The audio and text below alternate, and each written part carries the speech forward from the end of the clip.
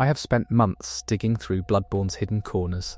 cross-referencing community findings, data-mined assets, and obscure interaction quirks to put together this collection. And for this one, I chose to leave out anything that felt too well known or already covered to death,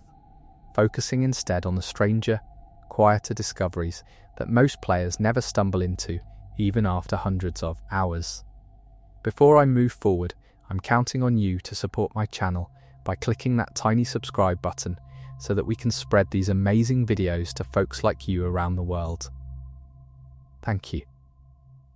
Chapter 1. The first anomaly worth examining involves the way certain enemy placements in the Forbidden Woods seem to shift based on player behaviour in ways that go beyond standard respawn mechanics. Players have reported that taking unusually long routes through the area, lingering near specific tree clusters, can result in additional mad ones spawning in locations that appear empty on a first pass. This suggests the game may be tracking time spent in an area more granularly than most players assume, possibly tied to internal timers that govern enemy density independent of the more commonly understood triggers like bell ringing or co-op signs. One possible reading is that this reflects a deeper layer of the Forbidden Woods being designed as a labyrinth that punishes hesitation, mechanically reinforcing the thematic idea of the area as a place where the longer you stay, the more the swamp claims you. Another reading points toward this simply being an artifact of how the game's AI director handles enemy budgets, with the swamp's open layout allowing for more flexible spawn pools than tighter corridors elsewhere. Either way, the effect is subtle enough that most players attribute it to bad luck rather than recognizing a pattern. A second anomaly tied to the Forbidden Woods concerns the strange behavior of the giant tree formations near the Bloodletting Beast arena. Some players have found that approaching from specific angles causes a faint, almost imperceptible audio cue to play. Something that sounds like a distant chime layered beneath the ambient swamp noise. This sound does not appear to be documented in any official sound design notes, and its trigger conditions remain inconsistent even among players who have tried to replicate it. One interpretation is that this could be a remnant of an earlier version of the area, where perhaps a madman's knowledge item or similar collectible was originally placed before being moved or cut entirely. The chime, in this reading, would be leftover audio scaffolding tied to an item pickup trigger that no longer has an item attached to it. Another possible reading suggests this is simply an environmental audio layer that's meant to play at random intervals to enhance the area's unsettling atmosphere, and the apparent pattern players notice is coincidental. The ambiguity here is part of what makes this anomaly compelling, since neither explanation can be confirmed without access to the game's original development files. Moving into the Cathedral Ward, there's a recurring observation among long-time players regarding the positioning of the Yharnam hunters that patrol near Aiden Chapel. Several players have noted that on certain playthroughs, one specific hunter seems to spawn facing away from the player's likely approach path, almost as if positioned to be ambushed rather than to ambush. This is unusual because most enemy placements in Bloodborne are oriented to maximize the threat to an approaching player. The anomaly suggests one possible reading where this hunter was originally intended to be part of a different encounter, perhaps guarding something or someone that was removed from the final game, and the orientation is a holdover from that earlier design. Another reading points toward this being an intentional design choice meant to create a moment of dramatic irony, where the player, expecting danger from the front, instead finds an enemy that seems almost vulnerable, only for the encounter to escalate the moment they're noticed. The inconsistency in how often players report seeing this orientation versus the more standard ambush positioning adds to the mystery, since it's not clear whether this is a fixed placement that simply gets noticed rarely, or a randomized element that occasionally produces this configuration. Within the same Cathedral Ward area, there's a lesser-known anomaly involving the bridge connecting to the Grand Cathedral. Some players have reported that under specific conditions, usually involving having killed certain bosses in a particular order, an additional item can be found on this bridge that doesn't appear in standard playthroughs. The item in question is typically a minor consumable, nothing that changes the broader narrative, but its inconsistent appearance has led to extensive community discussion. One possible reading is that this represents a flag-based item placement, something the game checks against a hidden variable that tracks boss completion order rather than simple completion status. This would be consistent with how some other Souls games handle certain rare item drops, where the condition isn't just has the player defeated boss X, but did the player defeat boss X before or after boss Y. Another interpretation suggests this could be a misremembering on the part of players, with the item actually being a common drop that simply gets overlooked due to its unremarkable appearance against the cluttered visual design of the bridge. The debate over which explanation is correct remains unresolved within the community, partly because reproducing the specific boss order required for testing is time-consuming. The Healing Church Workshop holds one of the more curious anomalies related to environmental storytelling through object placement. In the back room, where players first encounter Gascoigne's doll, there's a shelf with several items arranged in what initially appears to be a random configuration. However, careful observation across multiple playthroughs has revealed that the arrangement of these items can differ slightly, depending on whether the player has interacted with certain NPCs before reaching this room. This suggests one possible reading where the workshop's environmental details are more dynamic than players typically assume, with small set dressing changes reflecting the player's broader progress through the game's NPC questlines. Another reading points toward this being a case of asset pooling, where the game randomly selects from a small set of possible item arrangements each time the area loads, and the apparent correlation with NPC progress is simply coincidental, given how NPC questlines and area loading often happen in tandem during a typical playthrough. The difficulty in isolating these variables means this remains one of the more debated environmental anomalies, with strong arguments on both sides depending on how players have documented their own playthroughs. A particularly intriguing anomaly involves the Tomb of Odin and the way certain brainsuckers behave when the player approaches from the upper ledges rather than the main path. Players who have taken less common routes through this area report that some brainsuckers appear to be in a dormant state for longer than usual, sometimes not activating until the player is significantly closer than their standard aggro range would suggest. This points toward one possible reading where the brainsuckers in this specific configuration were originally designed with a different activation trigger, perhaps tied to a scripted event or NPC interaction that was later removed, leaving behind enemies that retained altered activation parameters. Another interpretation suggests this could simply be a consequence of the area's complex verticality, where the game's activation checks are based on line-of-sight calculations that behave unpredictably across multiple elevation changes, causing what looks like delayed activation but is actually just inconsistent detection due to geometry. The Tomb of Odin's design, with its dense fog and overlapping ledges, makes this particularly hard to verify, since reproducing the exact approach angle required to observe the anomaly is itself inconsistent. In Old Yharnam, there's a frequently discussed but rarely explained anomaly involving the timing of the bell tolling that signals the area's transition into its burning state for certain players. While the standard trigger for this transition is well documented, some players have reported experiencing the bell toll and subsequent changes at moments that don't align with the expected trigger conditions,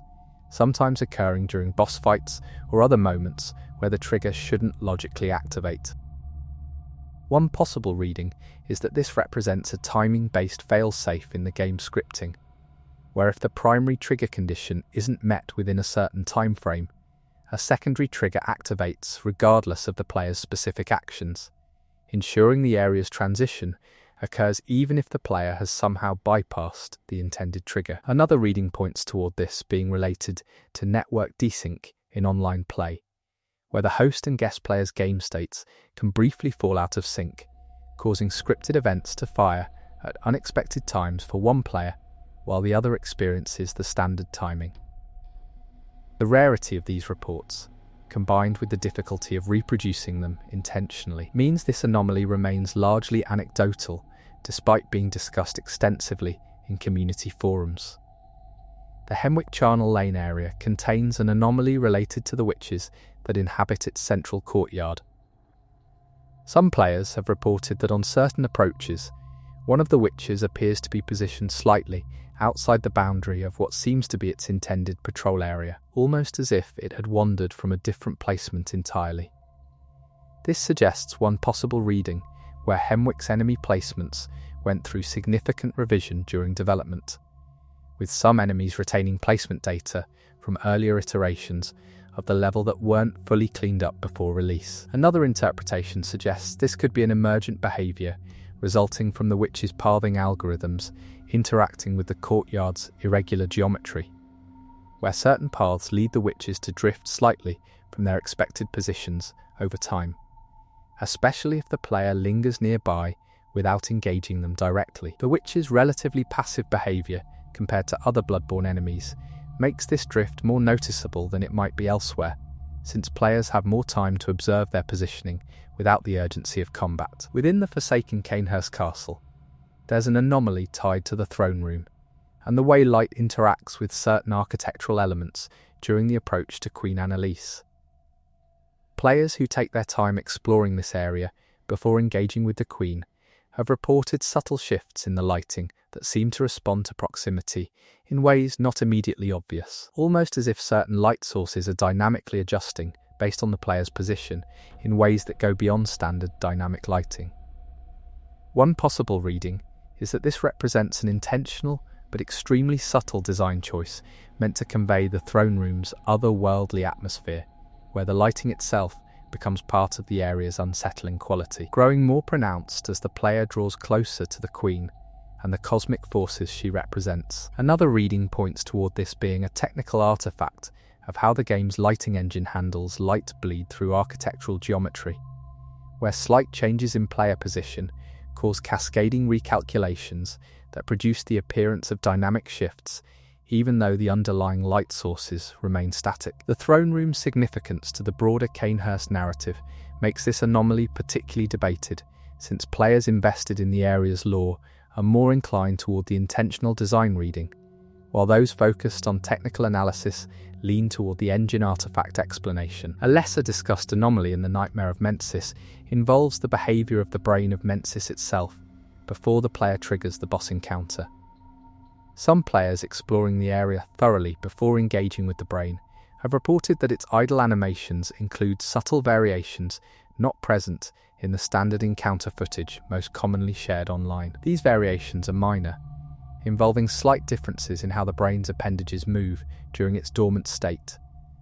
but they're consistent enough across multiple reports to suggest something beyond random animation variants. One possible reading is that the brain of Mensis was designed with multiple idle states tied to the player's proximity, or the amount of time spent in the area before triggering the encounter, perhaps as a subtle way of conveying the brain's awareness of the player even before the fight begins. Another interpretation suggests this could be related to how the game handles animation blending when transitioning between different states, with the variations being an artifact of incomplete blend trees that occasionally produce unexpected results depending on the exact sequence of player actions leading up to the encounter. The Nightmare of Mensis' already unsettling atmosphere makes this anomaly feel particularly fitting, regardless of which explanation is correct, since either reading reinforces the sense that something is watching and reacting to the player's presence.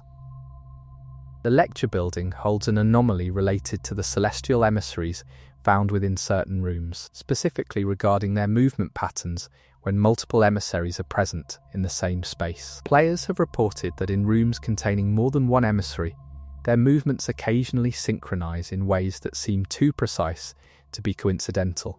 with multiple emissaries performing identical movement patterns at the same time despite the game's apparent randomization of their floating, erratic movement. This suggests one possible reading where the emissaries share some form of underlying movement seed or pattern that occasionally aligns due to how the game's random number generation works, producing brief moments of synchronization that break the illusion of independent random movement. Another reading points toward this being an intentional design element meant to suggest the emissaries are connected to a singular consciousness,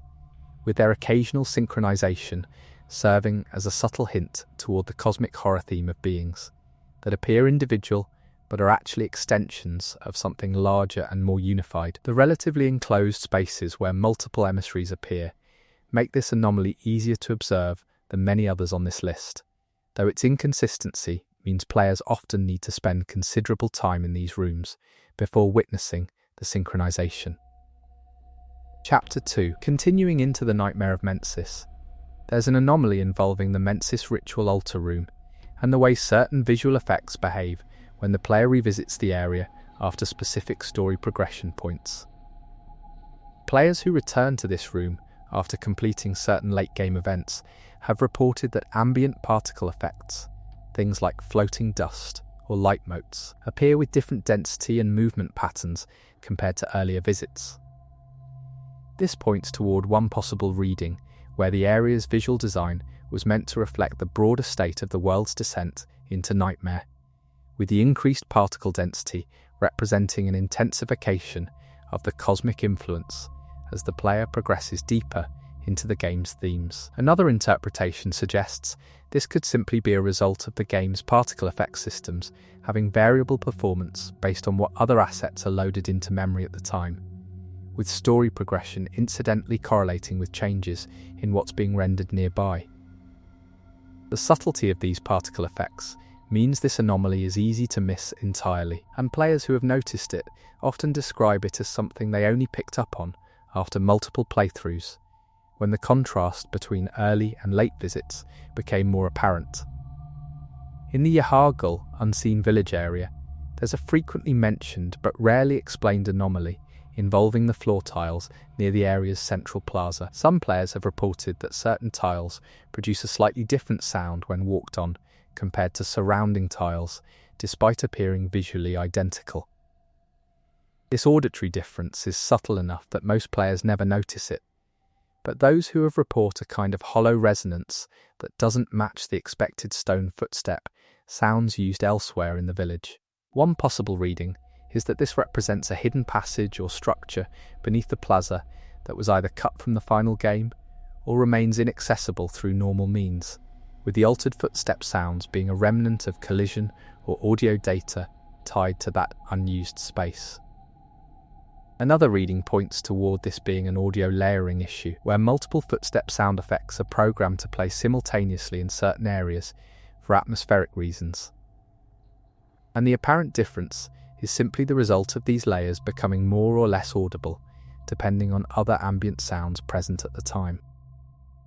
The central plaza's significance as a gathering point for the village's cultists makes the hidden passage interpretation particularly appealing to players invested in the area's lore, even though concrete evidence for such a passage has never been found. The Yharnam chapel itself contains an anomaly related to the statues that line its interior walls. Players have reported that the eyes of certain statues appear to follow the player's movement in extremely subtle ways, shifts so small that they're easy to dismiss as imagination, but consistent enough across multiple reports to warrant discussion. This suggests one possible reading where these statues were designed with subtle animated elements meant to enhance the chapel's unsettling atmosphere, contributing to the sense that the player is being watched even in a seemingly empty space. Another interpretation suggests this could be a perceptual phenomenon related to how human vision processes peripheral movement, where slight camera adjustments as the player moves cause the statue's shadows to shift in ways that the brain interprets as eye movement, even though the statues themselves remain completely static. The chapel's role in the Yharnam ritual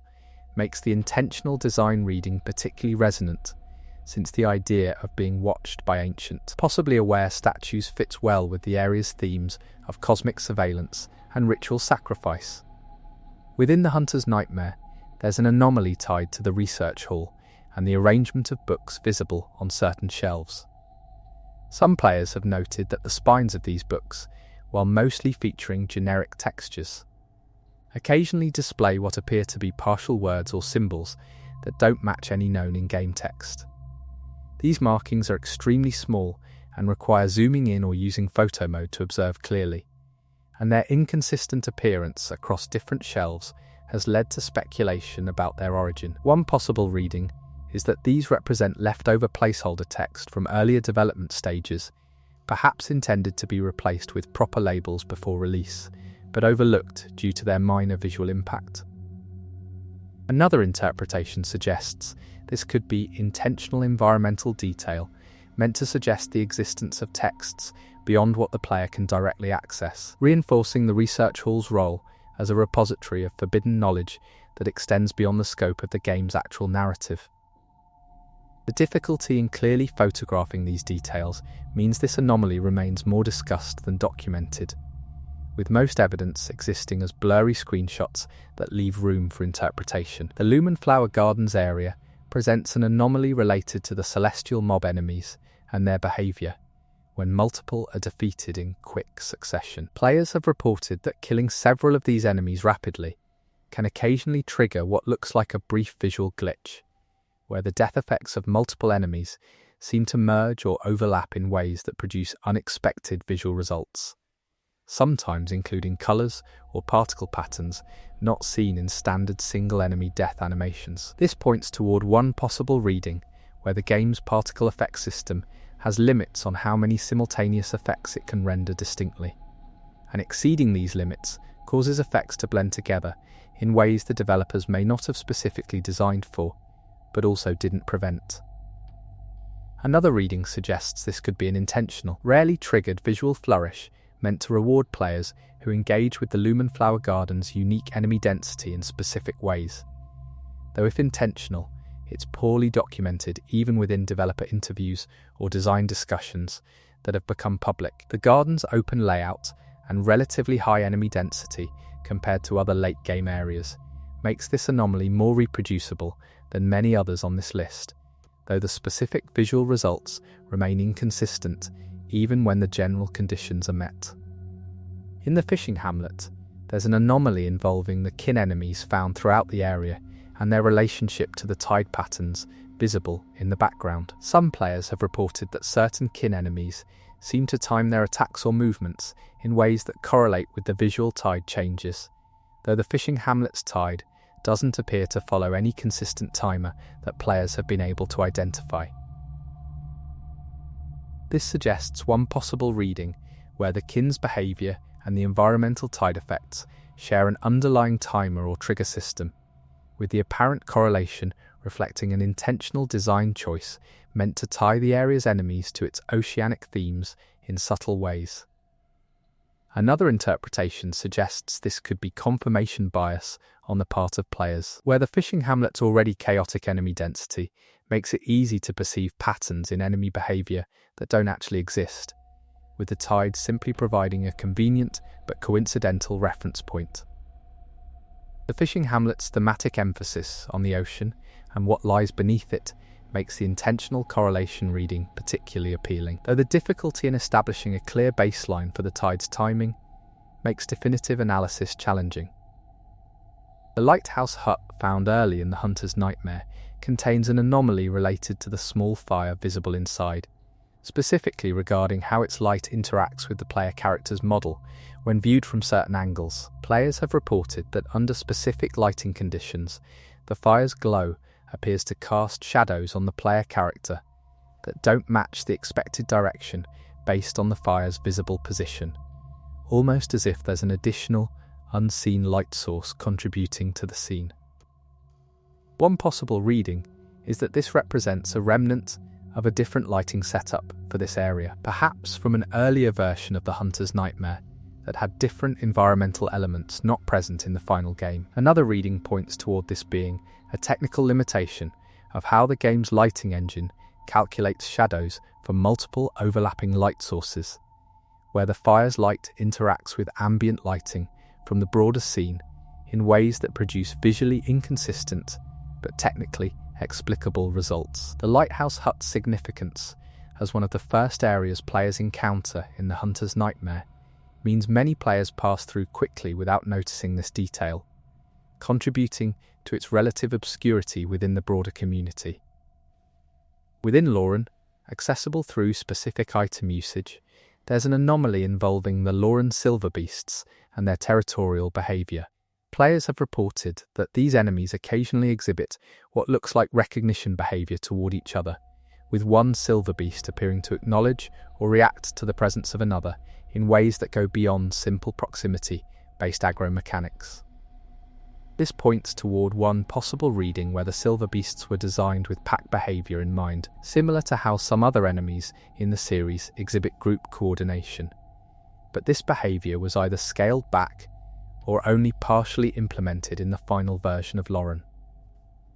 Another interpretation suggests this could be an artifact of how the game's enemy AI shares certain state information when multiple instances of the same enemy type are active simultaneously, with the apparent recognition being a side effect of shared targeting or paving calculations rather than intentional pack behaviour.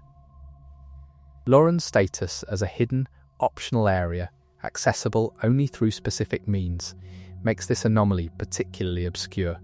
since relatively few players spend extended time observing Silverbeast behaviour compared to enemies found in the main game. The Ailing Yharnam area contains an anomaly related to the visual design of certain corpses found throughout its winding paths. Some players have reported that specific corpses, when examined closely, display subtle differences in their poses or positioning compared to what would be expected based on the surrounding environmental storytelling, almost as if these corpses were placed to suggest a specific narrative moment that isn't otherwise explained. This suggests one possible reading where Ailing Yharnam's environmental storytelling includes additional layers of detail beyond what's commonly discussed, with these corpse placements hinting at specific events or characters whose stories were either cut from the final game or left deliberately ambiguous for players to interpret. Another reading points toward this being a result of the game's ragdoll physics system,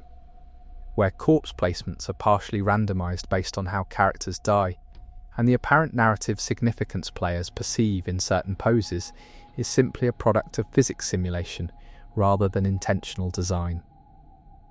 Ailing Yharnam's overall design, emphasizing decay and abandonment, makes the intentional storytelling reading particularly compelling, even though verifying specific narrative intent behind individual corpse placements remains essentially impossible without developer commentary. In the underground corpse pile area, accessible from Iosefka's clinic, there's an anomaly involving the way certain body parts are arranged among the larger pile of remains. Players who have examined this area closely have reported that some arrangements appear to form patterns that could be interpreted as symbols or shapes, though these patterns are subtle enough that they could easily be coincidental given the chaotic nature of the pile overall. One possible reading is that these patterns represent intentional environmental storytelling, perhaps hinting at ritualistic elements related to the broader themes of the Healing Church's experiments, with the corpse pile serving as evidence of specific procedures or sacrifices that aren't otherwise documented in the game's text. Another interpretation suggests this could be entirely the result of how the game's asset placement algorithms handle large clusters of similar objects, where the appearance of patterns emerges from the underlying placement logic without any specific symbolic intent from the developers. The underground corpse pile's disturbing nature means many players avoid spending extended time in this area, which contributes to the relative rarity of detailed observations about its specific contents. Chapter 3. The Abandoned Workshop holds an anomaly related to the blood vials and other consumables sometimes found scattered throughout its interior. Players have reported that the specific items found in this area can vary slightly between playthroughs in ways that don't align with the standard item randomization most players are familiar with from other parts of the game. This points toward one possible reading where the Abandoned Workshop's item placements were tied to a different randomization system than the rest of the game, perhaps reflecting its status as an optional, somewhat hidden area that received different treatment during development. Another interpretation suggests this could simply be players misremembering specific item locations due to the workshop's relatively low traffic compared to other areas,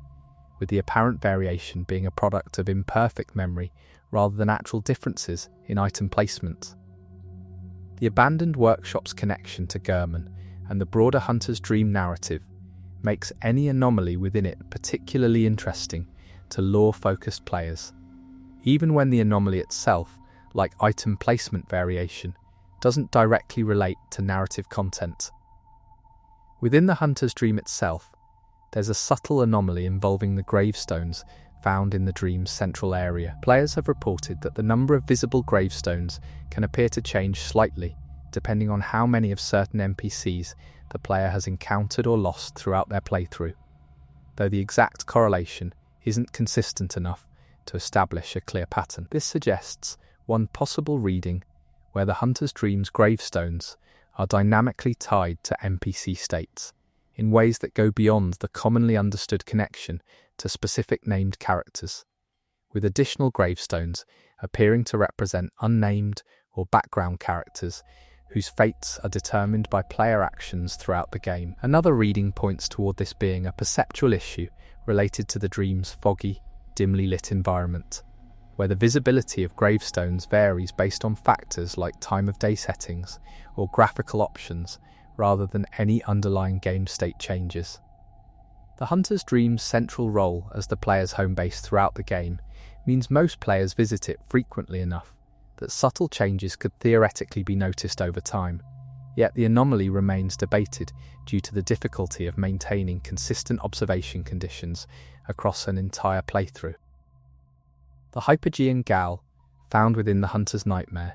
contains an anomaly related to the chains and restraints visible throughout its cell-like structures. Some players have reported that certain chains appear to move slightly even when no wind or other environmental effect should be causing movement, with the motion being subtle enough that it's often attributed to imagination until multiple players confirm similar observations.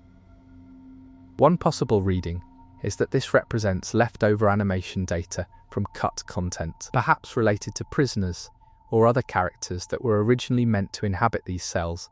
but were removed during development, leaving behind environmental elements that retain animation cycles without their original context. Another interpretation suggests this could be an intentional but extremely subtle atmospheric detail meant to suggest the presence of unseen entities within the Gal, reinforcing the area's themes of imprisonment and suffering even in spaces that appear empty to the player. The Hypogean Gal's labyrinthine layout and oppressive atmosphere make this anomaly feel thematically appropriate, regardless of its actual origin,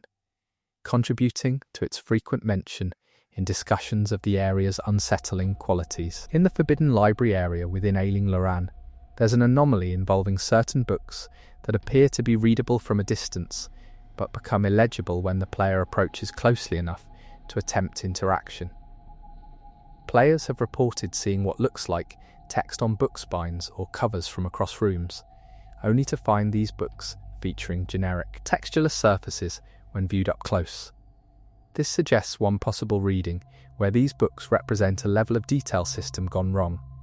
where lower resolution textures meant for distant viewing include placeholder text that was never properly replaced with the higher resolution textures meant for close inspection. Another reading points toward this being an intentional design choice meant to convey the idea of knowledge that remains perpetually out of reach, with the Forbidden Library's name taking on literal significance as its contents become illegible the closer one gets to truly understanding them. The Forbidden Library's relative inaccessibility, requiring specific routes through Ailing Loran to reach, means this anomaly is among the more obscure entries on this list, known primarily to players who have thoroughly explored this optional area. The Defiled Chalice dungeons contain an anomaly related to the visual design of certain root and vine formations that appear throughout these procedurally generated areas. Players have reported that specific root formations occasionally display what looks like faint, glowing patterns embedded within their texture. Patterns that aren't consistently present across all instances of similar root formations, even within the same dungeon layout. One possible reading is that this represents a rare visual variant tied to the Chalice Dungeon's randomization seed, where certain seeds produce slightly different texture variants for environmental assets as part of the broader randomization that governs enemy placement and item drops within these dungeons. Another interpretation suggests this could be a graphical artifact related to how the game handles texture streaming for procedurally generated content, where certain textures occasionally load with additional detail layers due to caching behaviors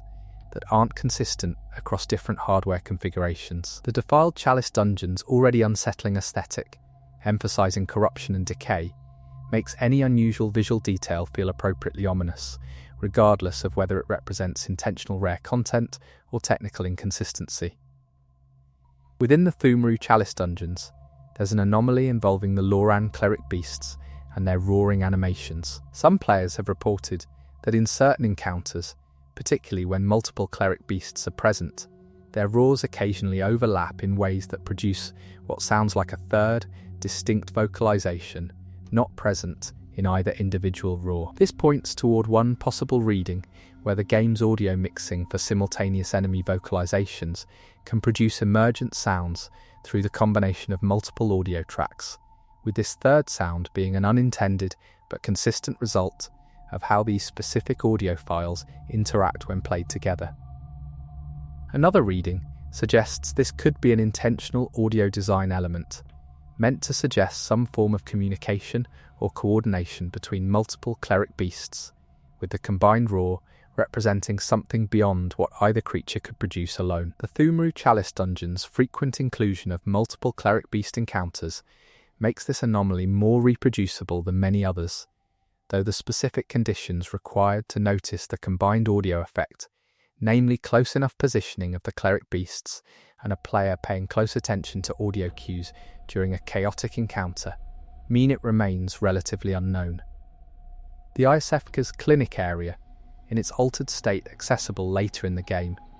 contains an anomaly related to the medical equipment visible throughout its interior. Players have reported that certain pieces of equipment, when examined closely, display what appear to be readouts or displays showing values that change slightly between visits, despite the area otherwise remaining static in its altered state. This suggests one possible reading where these displays were designed with subtle animation cycles meant to convey the idea of ongoing, unseen processes within the clinic, reinforcing the horror of the area's transformation by suggesting that whatever occurred here continues in some form even after the player's initial discovery. Another interpretation suggests this could simply be the result of the game's animation systems applying generic screen flicker effects to any object tagged as electronic or mechanical, with the apparent changes in readout values being a side effect of this generic system rather than specific designed content. The altered Iosefka's clinic's role in the game's broader narrative about experimentation and transformation makes the intentional design reading particularly resonant, even though the specific values shown on these displays don't appear to correspond to any documented in-game systems or lore elements. Within the Grand Cathedral, accessible after defeating Vicar Amelia, there's an anomaly involving the large doors that lead to areas the player cannot access through normal means. Some players have reported hearing faint sounds, like distant movement or muffled voices, coming from behind these doors under certain conditions, though the conditions required to hear these sounds aren't consistent enough to be reliably reproduced. One possible reading is that this represents audio design meant to suggest the existence of areas or content beyond what's accessible to the player, reinforcing the sense that Yharnam's world extends beyond the boundaries of what the game directly presents, with these sounds serving as evidence of activity in spaces the player can never fully explore. Another interpretation suggests this could be related to how the game handles ambient sound propagation, where sounds from other areas of the Grand Cathedral occasionally bleed through to areas near these doors due to how the game's audio engine calculates sound occlusion based on geometry rather than actual gameplay-relevant barriers. The Grand Cathedral's significance as one of the game's most architecturally impressive areas makes any suggestion of inaccessible spaces particularly intriguing to players who have spent time appreciating its design. The Altar of Despair, found within the Hunter's Nightmare, contains an anomaly related to the multiple Yharnam Hunter encounters that occur in this area. Players have reported that the specific hunters encountered here occasionally display weapon combinations or visual variants not seen in standard Yharnam hunter encounters elsewhere in the game, with these variants appearing inconsistently across different playthroughs. This points toward one possible reading where the Altar of Despair's hunter encounters draw from an expanded pool of possible hunter configurations compared to other areas, perhaps reflecting this area's role as a kind of proving ground where the player faces echoes of hunters from across different times and circumstances, each retaining their own distinct equipment and approach. Another reading points toward this being a result of how the game's enemy variant system handles randomization for enemies that share a base model but can spawn with different equipment, with the Altar of Despair simply having a larger random pool than other areas due to its design as a multi-encounter gauntlet. The Altar of Despair's challenging nature means many players focus primarily on survival rather than detailed observation of enemy variants, contributing to this anomaly's relative obscurity. In the Nightmare Frontier, there's an anomaly involving the amygdala enemies found throughout the area and their behaviour when the player approaches from beneath, using the area's vertical layout to reach positions below where these enemies typically operate. Players have reported that amygdalas observed from below occasionally display additional limb movements or positioning not visible when viewed from standard approach angles, suggesting these enemies have more complex animation rigs than their typical encounters reveal. This suggests one possible reading where the amygdala model includes additional appendages or details that were designed for visual completeness but rarely or never visible during normal gameplay, representing a level of artistic detail that goes beyond what most players ever witness. Another interpretation suggests this could be a result of how the game's level of detail system handles distant or unusually angled views of complex models, where certain animation states only trigger or become visible under specific viewing conditions that don't align with how players typically encounter these enemies. The Nightmare Frontier's unique vertical layout, emphasizing descent into increasingly alien territory, makes the discovery of additional amygdala details from unusual angles feel thematically appropriate, reinforcing the sense that these beings are far more complex and incomprehensible than standard encounters suggest. Chapter 4. The Nightmare Frontier also contains an anomaly related to the giant amygdala that watches over the area from a fixed position, specifically regarding its eye movements when the player remains in its line of sight for extended periods. Some players have reported that this amygdala's numerous eyes occasionally focus on the player in ways that seem to track movement more precisely than would be expected from a stationary, non-aggressive enemy, with the eyes appearing to follow the player even when moving through cover or behind environmental obstacles that should block line of sight. One possible reading is that this amygdala's eye tracking uses a different detection system than standard line of sight calculations, perhaps reflecting its role as a kind of cosmic observer whose perception operates beyond normal physical limitations, fitting with the broader lore suggesting the amygdalas serve as intermediaries or observers for the Great Ones. Another interpretation suggests this could be a technical implementation where the amygdala's eye tracking is based on the player's last known position, updated at intervals rather than continuous line of sight checks, producing the appearance of tracking through obstacles due to the lag between position updates and the obstacles the player moves behind in that interval. The giant amygdala's imposing presence and relative passivity make it one of the more closely observed enemies by players exploring the Nightmare Frontier, contributing to the relatively higher number of reports about its specific behaviours compared to more aggressive enemies that demand immediate combat focus. Within the Hunter's Nightmares lecture-building variant, there's an anomaly involving the books and documents scattered throughout rooms that mirror the waking world's lecture-building, but with subtle differences. Players have reported that certain documents in this Nightmare version display text that, while mostly matching their waking world counterparts, occasionally includes additional lines or slightly different phrasing not present in the original versions. This points toward one possible reading where the Hunter's Nightmare represents a kind of distorted reflection of the waking world, with these textual differences serving as subtle environmental storytelling that hints at how the nightmare alters or reveals additional truths about the institutions and research conducted by the Healing Church. Another reading suggests this could be the result of localization or text rendering inconsistencies, where slight differences in how text is displayed across different versions of similar documents result from technical limitations in how the game handles duplicate or near-duplicate text assets across different areas. The Hunter's Nightmare's thematic role as a space where hunters relive or confront aspects of their past makes the intentional textual difference reading particularly compelling. Even though identifying and comparing these specific textual variants requires extremely careful reading that most players don't undertake during normal gameplay. The Yharnam Chapel's underground section, accessible through specific exploration, contains an anomaly related to the carvings visible on its walls.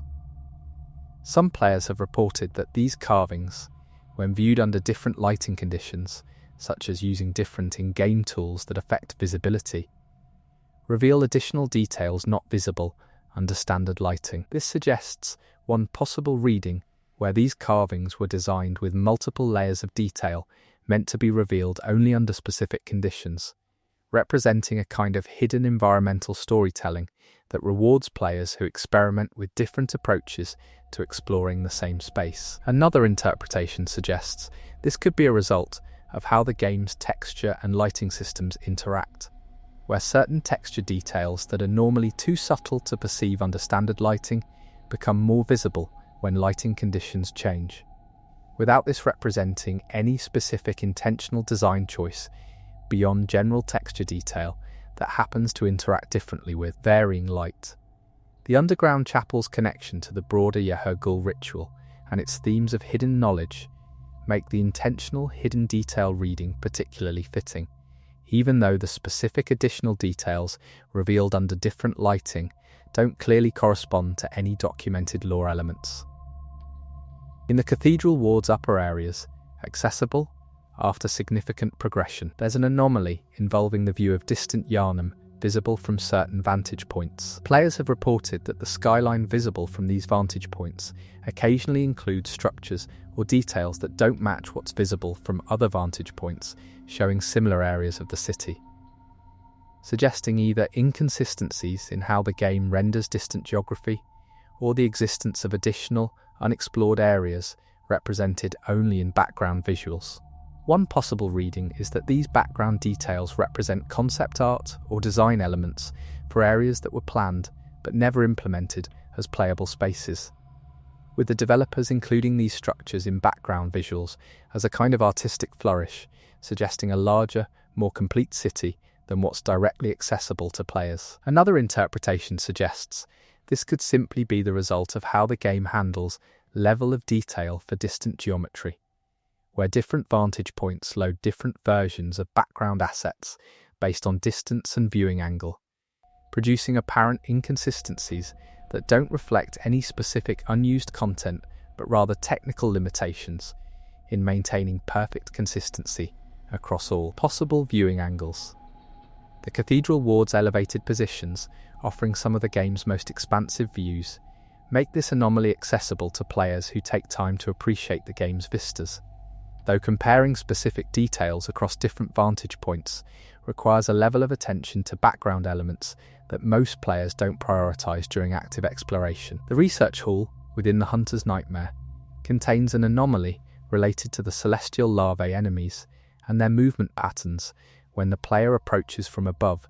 using the area's vertical elements. Players have reported that these enemies, when observed from elevated positions before engaging, occasionally display movement patterns that seem to form deliberate shapes or trajectories rather than the erratic movement typically associated with this enemy type. This suggests one possible reading where the celestial larvae's movement algorithms include rare states where their patterns become more structured, perhaps representing brief moments where these beings' alien nature becomes more apparent through movements that suggest purpose or communication rather than random drift. Another interpretation suggests this could be a result of how the game's pathing system handles these enemies when they're not actively pursuing the player, where default or idle movement patterns are more predictable than the pursuit patterns most players are familiar with. And the apparent deliberateness is simply the contrast between these different movement states becoming visible from elevated, non-engaging positions. The research hall's vertical complexity provides numerous opportunities for players to observe enemies from unusual angles, making this anomaly more accessible than many others. Though the specific interpretation of deliberate movement remains subjective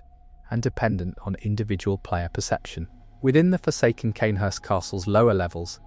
there's an anomaly involving the vile bloods found in certain rooms and their relationship to the castle's blood-themed decor. Players have reported that specific vile blood enemies, when defeated in certain rooms, occasionally leave behind visual effects that interact with nearby blood-themed environmental elements, such as the castle's red carpeting or wall hangings, in ways that suggest the environment itself is responding to these deaths. This points toward one possible reading where Cainhurst's environmental design includes reactive elements tied to combat, occurring within specific rooms, reinforcing the castle's themes of blood worship, and the idea that the building itself is somehow connected to the bloodline magic practiced by its inhabitants. Another reading suggests this could be a result of how the game's particle effects for enemy deaths are designed to blend with environmental colours in certain rooms, where rooms with predominantly red colour palettes simply make standard death effects appear more integrated with the environment than they would in rooms with different colour schemes, without this representing any specific reactive design. Cainhurst's overall emphasis on blood as both a literal and thematic element makes the reactive environment reading particularly compelling. Even though distinguishing between intentional reactive design and simple colour palette effects requires careful observation across multiple rooms with different decor. The Lumenwood area, found within Ailing Loran, contains an anomaly related to the glowing flora that gives the area its name. Some players have reported that the pattern of glowing among these plants occasionally shifts in ways that seem to respond to player movement, with plants closer to the player's path appearing to glow more intensely or for longer durations compared to plants further away, even when the player hasn't directly interacted with them. This suggests one possible reading where the Lumenwood's flora includes a reactive lighting system tied to player proximity, perhaps representing these plants as somehow sensitive to the presence of hunters, fitting with broader themes of the natural world in Bloodborne being affected by or responsive to the cosmic horrors that have infected Yharnam and its surrounding regions. Another interpretation suggests this could be a result of how the game's dynamic lighting interacts with the player character's own light sources, such as any light emitted by the player's weapon or equipment, where the apparent responsiveness of the flora is simply these plants reflecting or interacting with light the player is already producing, without representing any specific reactive design beyond standard lighting interactions. Ailing Loran's overall otherworldly aesthetic makes the reactive flora reading feel appropriate, even though the specific mechanism behind the apparent responsiveness remains difficult to isolate from standard lighting effects. In the depths of the Thumaru Ihil Chalice dungeon, there's an anomaly involving the architecture surrounding certain boss arenas, specifically regarding structural elements that appear to extend beyond the playable boundaries of these arenas. Players who have used various methods to view areas beyond normal boundaries have reported that these extended structures occasionally include details such as additional carvings or architectural features that aren't visible from within the normal playable space, suggesting these areas were modelled with more completeness than necessary for standard gameplay. One possible reading is that this represents the development team's general approach to environmental modelling, where areas are built with full architectural completeness, even when most of this detail will never be directly visible to players, reflecting a commitment to environmental consistency that extends beyond strict gameplay necessity. Another interpretation suggests this could be remnants of larger, more expansive versions of these boss arenas that were scaled down during development, with the additional architectural details representing leftover geometry from these larger versions that wasn't fully removed when the arenas were reduced to their final dimensions. Bthumru Ihil's significance as one of the game's most lore-relevant chalice dungeons makes any additional architectural detail particularly interesting to players focused on understanding the broader Bthumru civilization. Even though these details don't provide any explicit additional lore information beyond their existence. The Hunter's Workshop, accessible early in the game, contains an anomaly related to the various weapons and tools displayed throughout its interior. Players have reported that certain displayed items occasionally appear with subtle visual variants, such as different wear patterns or coloration, compared to the same items when equipped by the player character, suggesting these display models use different assets than the equipable versions of the same items. This points toward one possible reading, where the workshop's displayed items represent a kind of museum or archive of historical hunter equipment, with the visual variants reflecting age or different historical periods compared to the presumably newer or more standardized equipment available to the player, adding a layer of environmental storytelling about the history of hunting in Yharnam. Another reading suggests this could simply be a result of using different texture resolutions or lighting setups for display models versus equipped models, where the visual differences are technical artifacts of how the game optimizes different asset categories for different viewing contexts, rather than representing any specific historical or narrative significance. The Hunter's Workshop's role as a central hub that players visit frequently throughout the game means these displayed items are seen often, yet the subtle variants compared to equipped versions remain easy to overlook given the relatively low priority players typically place on background decor compared to functional interactions within this space. Chapter 5. Within the Forbidden Woods, there's an additional anomaly beyond those previously discussed. This one involving the giant insects found in certain areas and their relationship to the swamp's water level, which appears to fluctuate subtly in ways not commonly discussed. Players have reported that these insects occasionally position themselves in ways that suggest awareness of areas where water depth changes, avoiding deeper sections in ways that go beyond simple obstacle avoidance, almost as if they have specific knowledge of where the swamp's depth varies. This suggests one possible reading where the Forbidden Woods includes a more sophisticated water simulation than commonly recognized, with enemy AI incorporating this simulation into their pathing decisions, representing a level of environmental interactivity that goes beyond what most players would expect from background swamp enemies. Another interpretation suggests this could be a result of how the game's pathing system generally avoids areas marked as deep water for all enemies regardless of type, with the apparent insect-specific awareness simply being standard pathing behavior that happens to look notable when observed in the context of these particular enemies. The Forbidden Woods' emphasis on its swamp environment as both a navigational challenge and a thematic representation of decay makes any water-related anomaly feel appropriately integrated into the area's broader design, regardless of the specific technical explanation.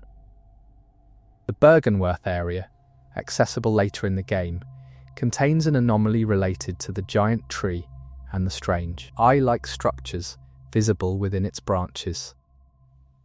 Some players have reported that these eye-like structures occasionally appear to blink or shift in ways that suggest some form of animation, though this animation is extremely subtle and only visible under specific lighting conditions or from particular viewing angles. One possible reading is that these structures were designed with subtle animations, meant to convey the idea that the Bergenworth tree itself is somehow alive or aware, connecting to broader lore suggesting the scholars of Bergenworth made contact with or were influenced by cosmic entities that left lasting effects on the surrounding environment. Another interpretation suggests this could be a result of how the game's foliage rendering handles wind effects, where branches and attached elements like these eye-like structures move slightly due to simulated wind, and the apparent blinking is simply this movement combined with how light interacts with the structure's surfaces from certain angles. Byrgenwerth's central role in the game's cosmic horror narrative makes the intentional aware tree reading particularly compelling, even though the specific blinking behaviour, if intentional, isn't explicitly referenced in any documented lore text. In the area beneath Byrgenwerth, accessible through specific means, there's an anomaly involving the map and its depiction of certain geographic features that don't appear to correspond to any explorable areas in the game. Players who have examined this map closely have reported details suggesting locations or landmarks beyond what's directly accessible, with some details appearing to show structures or formations not present in any known area of the game. This points toward one possible reading, where this map represents cut or planned content, areas that were designed conceptually or even partially implemented before being removed from the final game, with the map serving as a kind of artifact hinting at this larger, unrealized version of the game's world. Another reading suggests this could be intentional vagueness, where the map's depicted geography is deliberately abstract or symbolic, rather than literally representing explorable space, serving more as a thematic object, reinforcing the idea of a world larger and more mysterious than what the player can directly traverse. The map's relative obscurity, being found in an area that itself requires specific knowledge to access, means detailed analysis of its contents remains limited to a small portion of the player base, particularly invested in exploring every corner of the game's content. The astral clock tower, visible from various points throughout the game but not directly accessible, contains an anomaly related to its clock face and the position of its hands. Players have reported that the position of these hands, when observed from different locations and at different points during a playthrough, doesn't appear to remain consistent, with the hands seemingly showing different times despite the clock tower itself remaining a static background element. This suggests one possible reading where the clock tower's clock face includes an actual animation cycle, with the hands moving over time in a way that's rarely noticed, because players don't typically observe this background element for extended periods, or compare its appearance across different sessions. Another interpretation suggests this could be a result of how the game renders distant background elements, where slight inconsistencies in rendering at different distances or under different graphical settings produce apparent differences in the clock face that don't reflect any actual animation, but rather technical variance in how this detail is displayed. The astral clock tower's prominence as a recognizable landmark visible from multiple areas makes this anomaly something players might notice incidentally while exploring, even if specifically tracking the clock's apparent time across a playthrough isn't something most players would think to do. Within the choir's domain, particularly in areas associated with Yharnam and the broader cosmic themes of the game's later content, there's an anomaly involving the strange geometric patterns sometimes visible in the sky or background during specific moments. Players have reported seeing brief flashes of what appear to be additional celestial bodies or formations not consistently visible, appearing and disappearing in ways that don't correspond to any obvious trigger. One possible reading is that these represent the Great Ones, or their associated phenomena, becoming briefly visible during moments when the boundary between Yharnam and the cosmic realms these entities inhabit grows thin, with the inconsistent visibility reflecting the inherently unstable nature of this boundary. Another interpretation suggests this could be a result of how the game's skybox rendering handles transitions between different environmental states, where brief moments of overlap between different skybox assets during transitions produce apparent additional celestial bodies that are simply artifacts of asset switching rather than intentional content. The choir's thematic association with cosmic forces makes the intentional cosmic visibility reading particularly fitting, even though the specific timing and conditions for these brief appearances remain inconsistent enough that most players never notice them at all. The Living Failures boss arena, found within a chalice dungeon, contains an anomaly related to the egg-like enemies that populate this fight and their behaviour when the central living failure entity is at low health.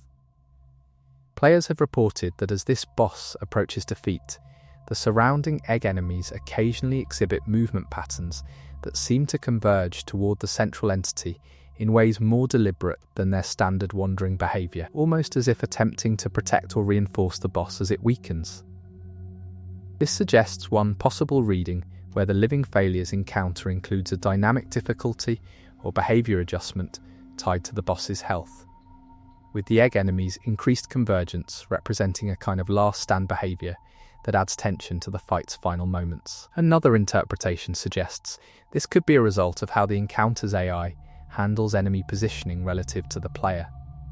Whereas the boss takes more damage, the player's position relative to the arena tends to shift in ways that incidentally bring them closer to where egg enemies are positioned, creating the appearance of convergence without any specific health-based trigger. The living failures' unsettling design,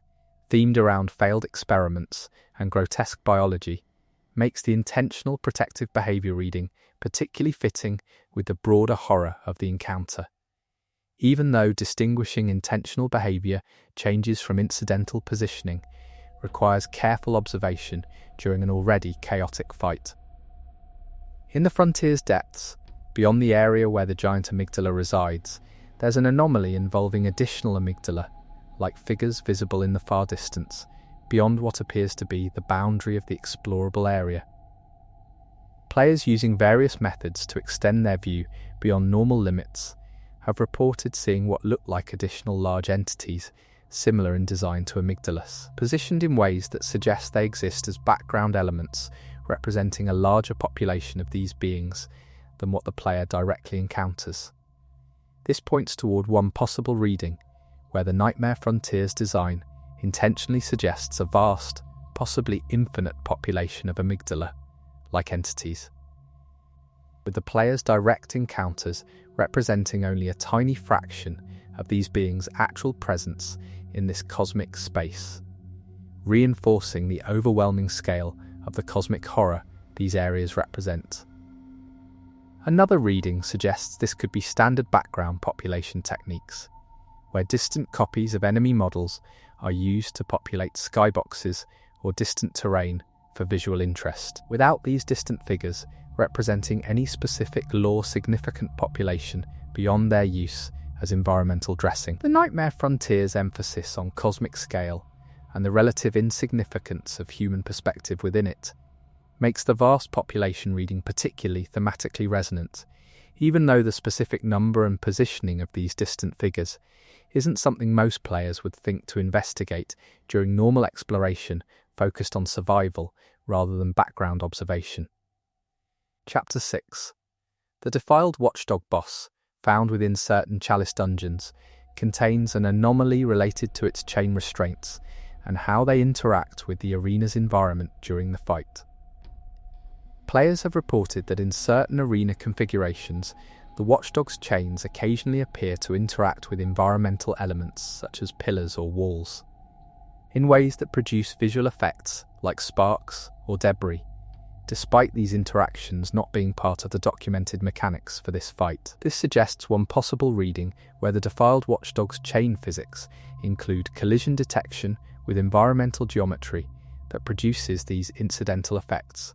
representing a level of physical simulation detail that goes beyond what's strictly necessary for the fight's core mechanics, but adds to its visceral, chaotic feel. Another interpretation suggests this could be a result of how the game's general physics engine handles any chain-like objects, with the Defiled Watchdog's chains simply being subject to the same collision and effect generation as any other physics object in the game, without this representing any fight-specific design consideration. The Defiled Watchdog's already intense and chaotic presentation, emphasizing pain and corruption, makes any additional chaotic visual elements feel appropriately integrated into the encounter's overall atmosphere, regardless of whether these specific chain interactions were deliberately designed or emerge from general physics systems. Within the Lumen Flower Gardens, beyond the previously discussed anomaly, there's an additional point of interest involving the area's central structure and the way certain architectural elements appear to shift slightly when viewed from different angles during the boss encounter that takes place here. Players have reported that specific decorative elements on this structure appear to be positioned differently depending on the player's location during the fight, with these differences being subtle enough that they're often attributed to the chaos of combat rather than actual positional changes. One possible reading is that this structure includes elements with multiple possible positions tied to the fight's different phases, with these decorative elements shifting as part of the encounter's broader visual design, meant to convey escalation or transformation as the fight progresses. Another interpretation suggests this could simply be a result of how the game renders complex architectural geometry from different camera angles during a fast-paced encounter, where perspective changes create the illusion of positional shifts in elements that remain entirely static throughout the fight. The Lumen Flower Garden's significance as the location of a particularly memorable boss encounter means this area receives considerable player attention, yet the specific architectural details discussed here remain secondary to the more immediately pressing concerns of surviving the fight itself. The Murgo's Loft area, accessible in the late game, contains an anomaly related to the Wet Nurse boss encounter and the visual effects produced by this enemy's scyther weapons during specific attack patterns. Players have reported that certain attack animations produce trailing visual effects that, when viewed closely, appear to include additional particle elements not present in similar effects used by other weapon types throughout the game, suggesting these effects were specifically designed for this encounter rather than reused from a general effect library. This points toward one possible reading where the Wet Nurse's design received particular attention to visual distinctiveness, with these unique particle effects reinforcing the boss's status as a significant, narratively important encounter tied directly to the game's central themes regarding the fate of the infant Great One. Another reading suggests this could be a result of how the game's effect system handles weapons with multiple blade-like components, where the additional particle elements players notice are simply the result of multiple standard effects overlapping due to the scythe's complex geometry, without representing any specifically unique design beyond this overlap. The Wet Nurse encounter's emotional and narrative weight makes the intentional unique design reading particularly fitting, even though most players, focused on survival during this challenging fight, are unlikely to closely analyze specific particle effects during the encounter itself. In the depths of Murgo's Loft, beyond the Wet Nurse encounter, there's an anomaly involving the area where the infant Great One can be found, specifically regarding the ambient sounds present in this space. Players have reported hearing what sounds like extremely faint vocalizations, almost like distant crying, layered beneath the area's other ambient sounds, though these vocalizations are subtle enough that many players never notice them, attributing any unusual sounds to the area's general ambient design. One possible reading is that these vocalizations represent intentional audio design directly tied to the infant Great One's presence, with these sounds serving as a subtle but emotionally significant detail that reinforces the tragic circumstances surrounding this character without requiring explicit dialogue or cutscenes. Another interpretation suggests this could be a result of how the game's ambient audio systems layer multiple sound files for atmospheric purposes, with these apparent vocalizations being incidental products of how different ambient tracks combine, rather than specifically composed content tied to the infant Great One. The emotional significance of this area within the game's broader narrative makes the intentional vocalization reading particularly resonant, even though the extreme subtlety of these sounds means this remains one of the more debated audio-related anomalies, with players' emotional investment in the area's narrative potentially influencing their perception of ambiguous audio cues. The moon presence, encountered at the end of certain playthroughs, contains an anomaly related to its visual design and how it changes throughout the encounter's different phases. Players have reported that certain visual details present during the encounter's opening moments, before the moon presence fully manifests, include elements that don't appear to carry over into its later, more recognizable forms, suggesting this entity's design includes transitional states with unique visual elements that are easy to miss given how briefly they're visible before the encounter's more iconic visuals take over. This suggests one possible reading where the moon presence's design was intended to convey a sense of gradual manifestation, with these transitional visual elements representing stages of this entity's emergence into a form perceptible to the player, reinforcing themes of cosmic entities existing partially beyond normal perception,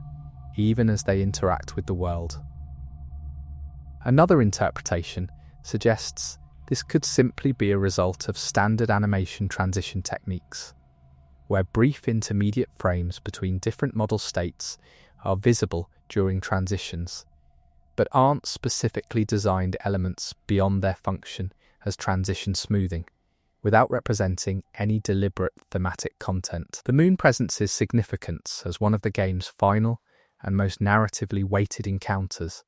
means this fight has received extensive analysis from the community. Yet these specific transitional visual details remain among the less discussed aspects, likely due to the intensity and brief duration of the encounter's opening moments, leaving little opportunity for careful observation. Within the area surrounding the Hunter's Dream's main building, there's an anomaly involving the trees visible in the dream's periphery, and their relationship to seasonal or weather-like changes that some players have reported observing across extended play sessions. Players who have spent considerable time in the Hunter's Dream, perhaps due to extensive item management or NPC interactions, have reported that the appearance of these trees, including leaf density or coloration, seems to shift subtly over the course of a single play session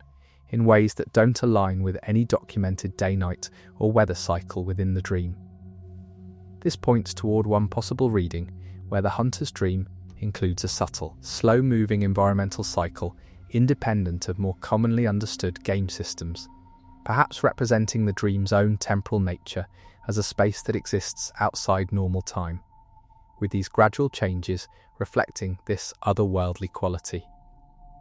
Another reading suggests this could be a result of how the game's lighting and rendering systems handle long play sessions, where gradual, imperceptible shifts in lighting calculations over time produce apparent changes in how environmental elements like trees appear, without representing any intentional cyclical design. The Hunter's Dream's thematic role as a space outside normal reality makes the intentional temporal anomaly reading particularly fitting, even though isolating and confirming gradual changes over extended sessions requires a level of sustained attention that few players would naturally apply to background environmental elements during a typical playthrough, focused on more immediate gameplay concerns. The final anomaly in this collection involves the broader structure of New Game Plus playthroughs, and the way certain environmental details, particularly those related to item placements and minor NPC interactions, occasionally differ from what players experienced in their initial playthrough, beyond the documented changes related to enemy difficulty and item availability. Players who have paid close attention across multiple New Game Plus cycles have reported instances where minor environmental details, such as the specific position of background objects or the timing of certain ambient events, appear to vary in ways not explained by the game's documented New Game Plus mechanics. One possible reading is that New Game Plus playthroughs include a degree of environmental randomization beyond what's commonly understood,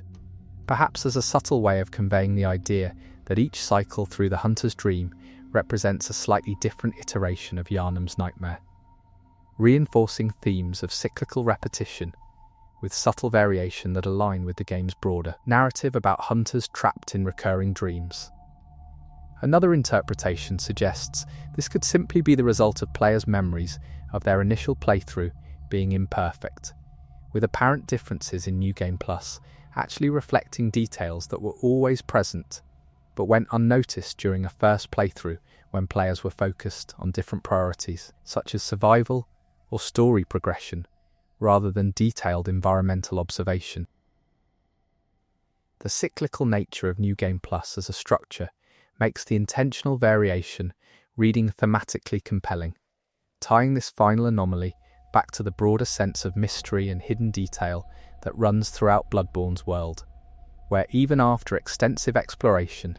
the game continues to suggest depths that remain only partially understood. You said, Continue for 8 hours extra, the same way continue for 8 hours extra, the same way 1255 Claude responded.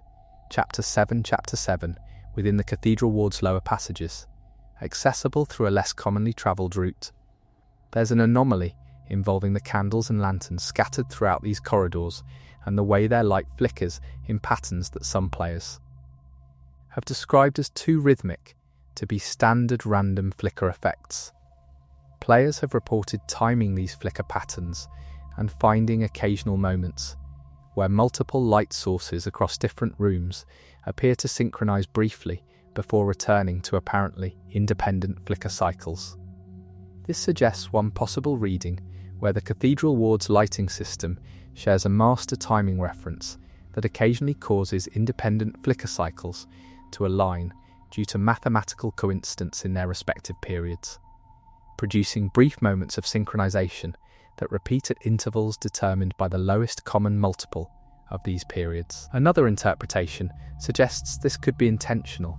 with certain rooms designed to occasionally synchronize their lighting as a subtle cue tied to specific narrative moments or area transitions. Though no clear correlation between these synchronization moments and any documented game events has been established, the cathedral ward's vast interconnected layout makes this anomaly particularly difficult to verify, since observing synchronization across multiple rooms requires either very precise timing equipment or extremely patient observation across repeated visits to the same spaces. The Vicar Amelia boss arena contains an anomaly related to the stained glass windows that surround much of this space, specifically regarding how the coloured light from these windows interacts with the arena floor during different phases of the encounter. Players have reported that as the fight progresses, particularly during Amelia's transformation,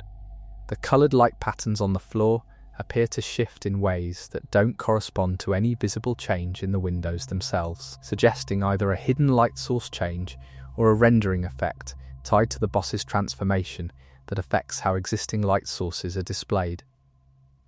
One possible reading is that this represents an intentional visual cue tied to the transformation sequence, where the game's lighting engine applies a global shift affecting how all light sources in the arena are rendered, symbolically representing the corruption spreading through Amelia as she transforms, with the shifting coloured patterns serving as visual reinforcement of this narrative moment. Another interpretation suggests this could be a result of how the game handles camera-based lighting calculations during scripted sequences, where the camera movements associated with the transformation cutscene cause temporary recalculations of how light interacts with the floor from different angles, producing apparent shifts that are actually just the floor being viewed from different positions relative to fixed light sources. The Vicar Amelia encounters significance as one of the game's most visually memorable boss fights means the arena itself has been extensively documented. Yet these specific lighting details during the transformation sequence remain less discussed compared to the more obvious visual spectacle of the transformation itself. In the Healing Church Workshop's upper levels, there's an anomaly involving a specific window that offers a partial view of the surrounding area, through which players have reported occasionally seeing movement in the distance that doesn't correspond to any enemy or NPC that should be present in that location, based on standard game knowledge. This movement is brief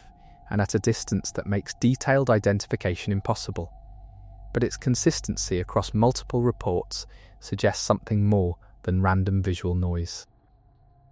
This points toward one possible reading, where this window offers a view into an area that includes background animated elements specifically designed to suggest activity beyond the player's immediate space, perhaps representing other hunters or creatures going about their business in parts of Yharnam the player never directly visits, reinforcing the sense of a living world that extends beyond the playable areas. Another reading suggests this could be a result of how the game handles distant NPC or enemy instances that exist in the game's broader spatial data, but are normally culled from rendering due to distance, with this window occasionally providing a viewing angle where culling doesn't fully prevent brief glimpses of these distant entities before they're removed from the rendering queue. The workshop's relatively quiet, contemplative atmosphere compared to more action-focused areas means players spend more time simply observing their surroundings here, potentially explaining why this particular anomaly has been reported more frequently than similar background movement might be in busier areas. The old Yharnam area, beyond its previously discussed anomaly, contains an additional point of interest involving the burning buildings that define much of this area's visual identity. Players have reported that the specific pattern of fire and smoke effects on these buildings appears to vary not just based on the area's burning state, but also based on factors like time spent in the area or specific paths taken, with some buildings appearing to burn more intensely or with different smoke patterns depending on these factors. This suggests one possible reading where Old Yharnam's fire effects include a dynamic system that responds to player presence in ways beyond simple area state flags, perhaps representing the fires as having their own simulated progression that the player can witness varying stages of depending on when and how they explore the area. Another interpretation suggests this could be a result of how the game's particle systems for fire and smoke include built-in randomization for visual variety, with the apparent correlation to player behavior being coincidental, given that players who spend more time in an area naturally have more opportunities to witness the full range of this randomization compared to players who pass through quickly. Old Yharnam's thematic emphasis on a city already destroyed, with its burning representing both literal and symbolic devastation, makes the dynamic fire progression reading particularly evocative, even though confirming a genuine simulation versus randomized variety would require frame-by-frame analysis that goes well beyond typical player engagement with this area. Within the Hemwick Charnel Lanes furnace area, there's an anomaly related to the sounds produced by this structure and their relationship to the broader area's ambient audio. Players have reported that the furnace's characteristic sounds, while seemingly continuous, occasionally include brief gaps or changes in pitch that don't appear to follow any regular pattern, with these variations being subtle enough that they're often unnoticed unless a player happens to be standing near the furnace for an extended period, perhaps while dealing with the area's witches. One possible reading is that the furnace's audio includes multiple layered tracks meant to suggest an irregular organic burning process, rather than a simple looped sound effect, with these variations representing intentional audio design, meant to make this environmental element feel more alive and unsettling, fitting with Hemwick's broader themes involving the disturbing practices of its former inhabitants. Another interpretation suggests this could be a technical artifact of how looped audio files handle transitions between loop points, where slight imperfections in how a loop is constructed produce audible artifacts at the loop point that become more noticeable the longer a player remains in range of the sound, without representing any specific intentional variation beyond standard looping. Hemwick Charnel Lane's disturbing implications regarding its former use make the intentional, unsettling audio reading particularly fitting, even though most players prioritise dealing with the area's aggressive witches over close audio analysis of background environmental sounds. The Forsaken Cainhurst Castle's exterior approach, before entering the castle proper, contains an anomaly involving the visual appearance of the castle itself from different distances and angles during this approach. Players have reported that certain architectural details visible from far away appear to be absent or different when viewed from closer positions during the same approach, with these discrepancies being subtle enough that they're often attributed to changing perspective rather than actual differences in the castle's modelled details. This points toward one possible reading where Cainhurst's exterior uses different models or levels of detail for distant versus close viewing, with these different versions including slightly different architectural details rather than simply different levels of geometric complexity, perhaps representing an intentional choice to make the castle's full grandeur only apparent from a distance, with closer inspection revealing a somewhat different, perhaps more weathered or sinister reality. Another reading suggests this could be a standard result of level of detail systems generally, where distant models prioritise silhouette and overall shape, while close models prioritise surface detail. and any apparent differences in specific architectural elements are simply artifacts of how these different priorities are implemented rather than representing any intentional narrative significance. Cainhurst's role as a castle with a hidden, blood-soaked history makes the intentional distant grandeur versus close reality reading particularly compelling. Even though identifying specific architectural discrepancies requires careful comparison across multiple viewing distances that most players wouldn't naturally undertake during a single approach, focused on reaching the castle's interior. Chapter 8. In the area surrounding the Tomb of Odin, beyond the previously discussed anomaly, there's an additional point involving the visual representation of the area's central structure and how it appears different when viewed during the player's first approach, compared to subsequent visits after certain story progression. Players have reported that specific details on this structure, such as the visibility of certain carved elements or the apparent age of certain surfaces, seem to shift between these visits, in ways not explained by any documented lighting or weather changes. This suggests one possible reading where the Tomb of Odin's central structure includes a hidden state system tied to broader story progression, with these visual changes representing subtle environmental storytelling that reflects the player's growing understanding of or connection to the cosmic forces this area is associated with. Another interpretation suggests this could be a result of how the game handles asset loading for areas the player revisits, where different loading priorities or memory management on subsequent visits result in slightly different rendering of background details that were always present but rendered with different fidelity, depending on what else is loaded at the time. The Tomb of Odin's significance as a location associated with the Great One Odin, and its broader implications for the game's cosmic horror themes, makes the intentional state change reading particularly compelling, even though the specific visual differences reported are subtle enough that most players wouldn't notice them without deliberately comparing screenshots from different points in their playthrough. The Yharnam area beyond the chapel, specifically the section containing the celestial emissary encounters near ground level,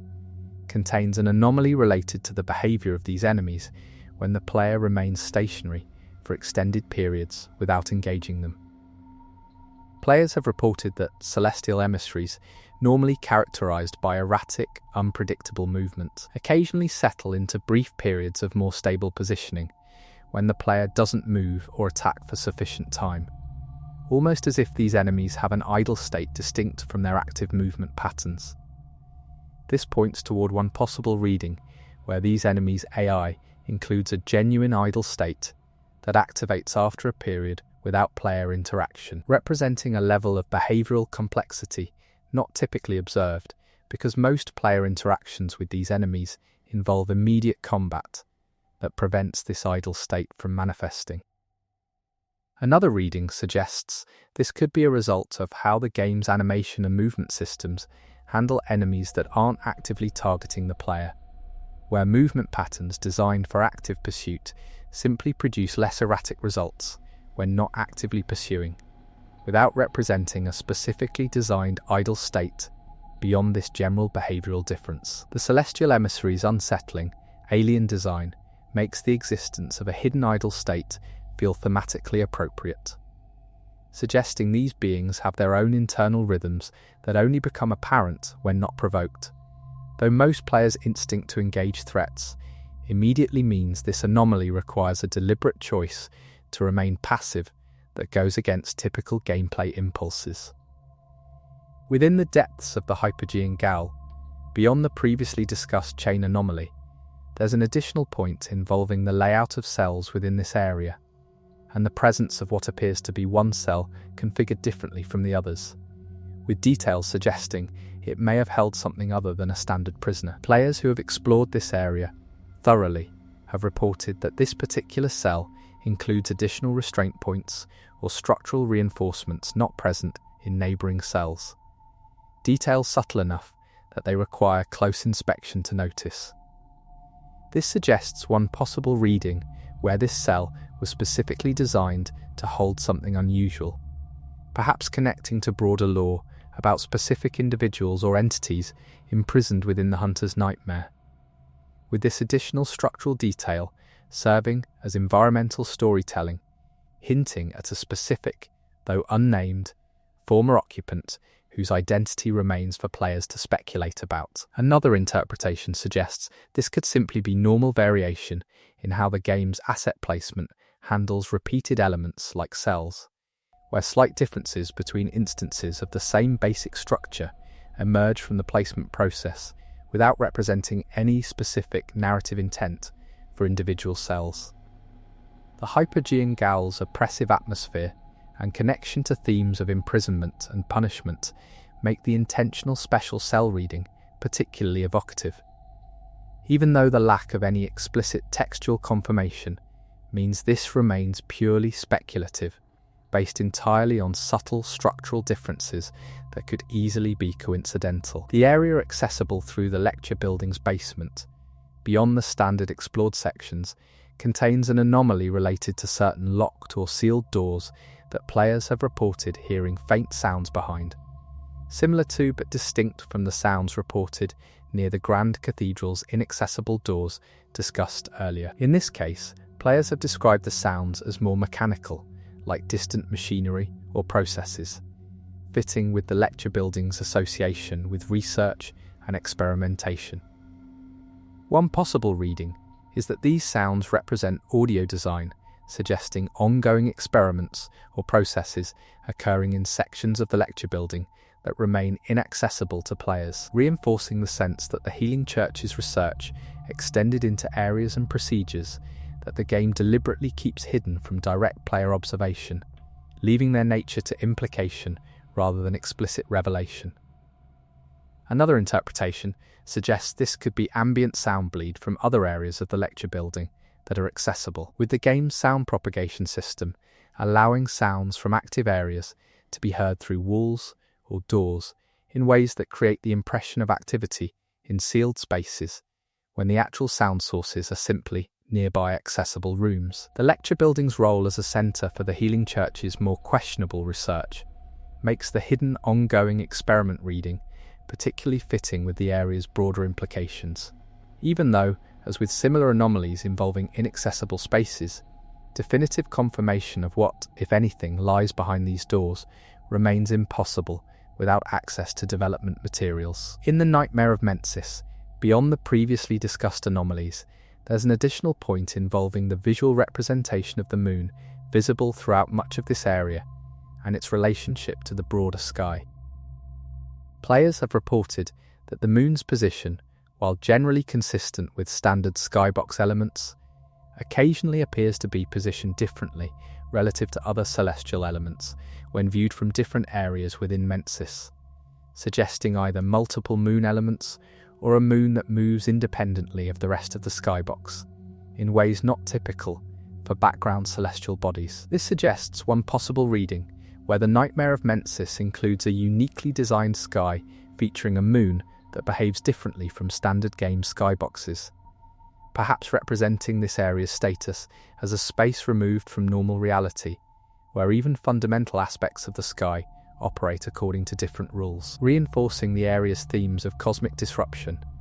and the breakdown of normal physical laws. Another interpretation suggests this could be a result of how the game constructs skyboxes for different sub-areas within Mensis,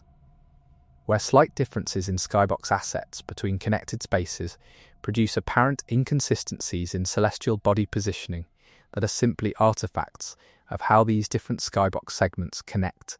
rather than representing any intentional design regarding the moon's behaviour. The Nightmare of Mensis's overall presentation as a space defined by cosmic horror and the influence of the Great Ones makes the intentional, unusual sky reading particularly fitting, even though most players, focused on the area's significant gameplay challenges, are unlikely to spend time comparing the moon's apparent position across different vantage points within this challenging area. The Lumenwood area, beyond its previously discussed anomaly, contains an additional point involving certain rock formations scattered throughout this space and markings visible on their surfaces that some players have described as resembling claw marks or impact damage. Details that seem inconsistent with the area's otherwise serene, glowing aesthetic. This points toward one possible reading where these markings represent evidence of past conflict or violence within an area that otherwise presents as peaceful, suggesting Lumenwood's tranquil appearance might be a more recent state following some earlier event, with these markings serving as subtle environmental storytelling, hinting at this area's history without any explicit textual confirmation. Another reading suggests this could simply be standard texture variation applied to rock formations throughout the game, where similar damage or weathering textures are used across multiple areas regardless of specific thematic fit, with their presence in Lumenwood being incidental rather than narratively significant. Ailing Narun's overall implications regarding decline and loss, even within its more visually appealing areas like Lumenwood, make the intentional history of conflict reading particularly fitting with the broader regional themes. Even though, as with many environmental storytelling anomalies, the line between intentional detail and standard asset reuse remains genuinely ambiguous. Within the area accessible via the Chalice Dungeons, known for containing the Pthumerian Descendant boss, there's an anomaly related to this boss's throne,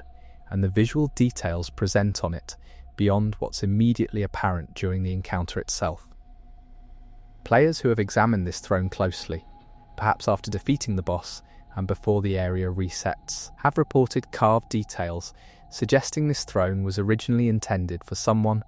or something other than the Pthumerian Descendant has currently encountered, with the carvings depicting a different silhouette or form than the boss itself. One possible reading is that this throne represents a remnant of different lore intentions for this encounter, perhaps suggesting the Pthumerian Descendant boss represents a usurper or substitute for whatever entity was originally meant to occupy this position, adding a layer of tragic backstory to an encounter that otherwise provides relatively little explicit narrative context. Another interpretation suggests this could simply be a result of asset reuse, where throne models designed for one context are repurposed for other encounters without specific attention to whether carved details match the specific occupant, with any apparent narrative implications being unintentional side effects of this reuse. The Pthumerian Descendants' connection to the broader, largely unexplained history of the Pthumerian civilization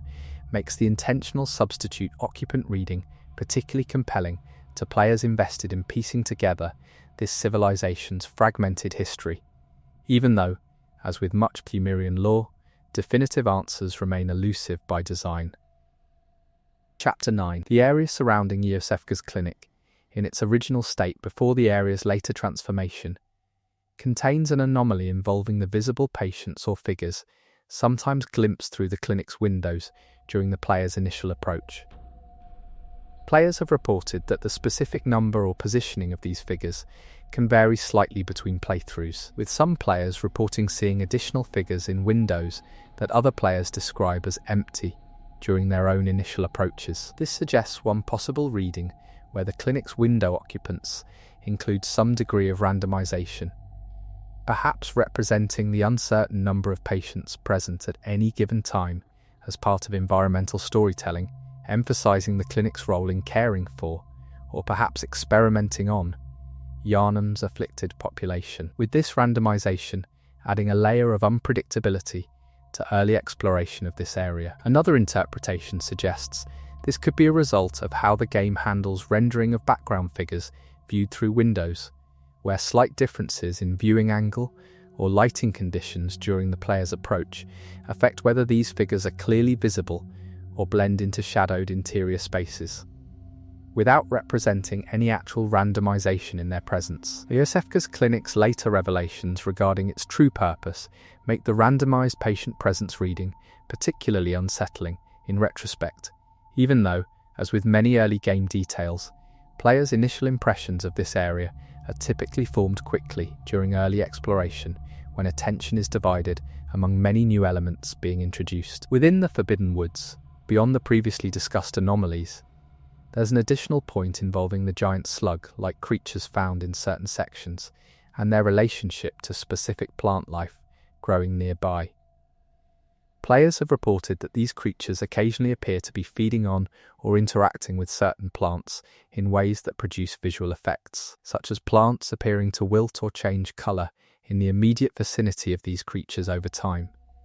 though confirming this requires returning to the same area multiple times to observe potential changes. This points toward one possible reading where the Forbidden Woods includes a subtle ecosystem simulation, with certain creatures having effects on their immediate environment that reflect their role within the swamp's broader ecology, adding a layer of environmental complexity that reinforces the area's themes of decay and the swamp's role in slowly consuming everything within it, including the player, should they linger too long. Another interpretation suggests this could be standard environmental decay effects that apply throughout the Forbidden Woods regardless of nearby creatures, with any apparent correlation between creature presence and plant changes being coincidental, given that both creatures and decaying vegetation might simply be more common in certain sections of the swamp for reasons unrelated to direct interaction between them. The Forbidden Woods' thematic emphasis on consumption and decay makes the ecosystem simulation reading particularly fitting, even though, as with the area's water-related anomaly discussed earlier, the difficulty of maintaining consistent observation conditions across multiple visits makes definitive confirmation challenging. The Yharnam Unseen Village's central plaza, beyond the previously discussed floor tile anomaly, contains an additional point involving the cages visible in this area and their contents, specifically regarding figures that some players have reported seeing within certain cages during initial approaches that aren't present during subsequent visits to the same cages. This suggests one possible reading where these cages include figures with limited lifespans within the game's simulation, perhaps representing victims of the area's ritualistic practices who are removed or transformed over time,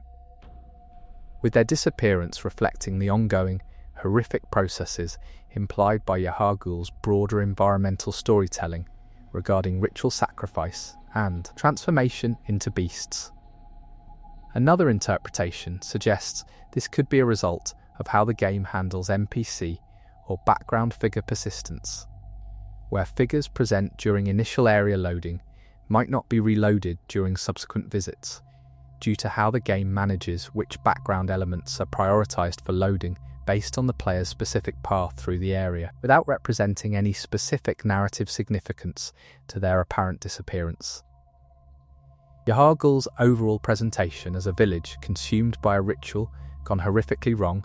makes the intentional disappearing victims reading deeply fitting with the area's themes, even though,